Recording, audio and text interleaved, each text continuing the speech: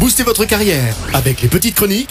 Cindy Trier sur DFM 930. Amis actifs, bonjour, bienvenue dans les petites chroniques de Cindy, les conseils tremplins pour booster votre carrière.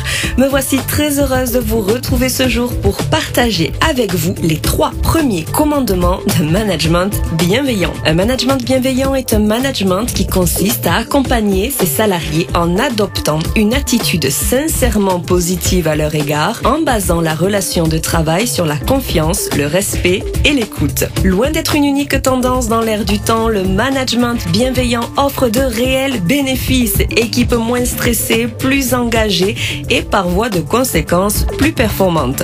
Découvrons dès à présent quels sont les 3 premiers piliers de ce management dit bienveillant. Conseil numéro 1, offrir écoute et disponibilité.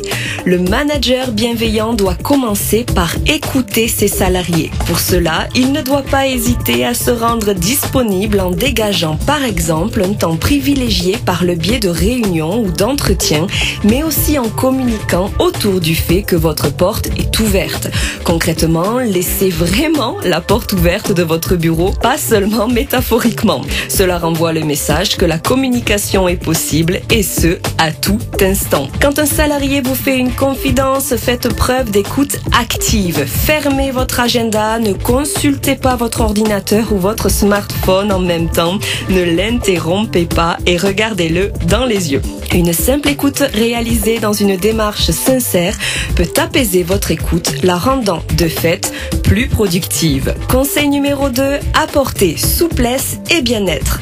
Le cadre de travail que vous offrez à vos salariés doit être accueillant. Il doit s'adapter à leur rythme de vie, faciliter l'équilibre entre vie professionnelle et vie privée. Par exemple, vous pouvez proposer, dans la mesure du possible, des horaires plus souples qui facilitent les impondérables autour de la garde d'enfants. Bien sûr, les horaires de bureau ne peuvent pas être à la carte, mais parfois, on n'est pas à un quart d'heure près et vos salariés travailleront plus efficacement s'ils ne sont pas stressés par des détails techniques entourant les horaires de garde de leur petit dernier. Il peut être judicieux, notamment après l'année que nous venons de traverser, de mettre en place du télétravail pour les salariés le souhaitant. Ce dernier offre une souplesse et un confort indéniable aux salariés pour une meilleure productivité qu'une journée au bureau. Tout bénef. Conseil numéro 3, donnez des objectifs cohérents et atteignables. Les objectifs fixés à vos salariés doivent être atteignables au risque de démotiver la majorité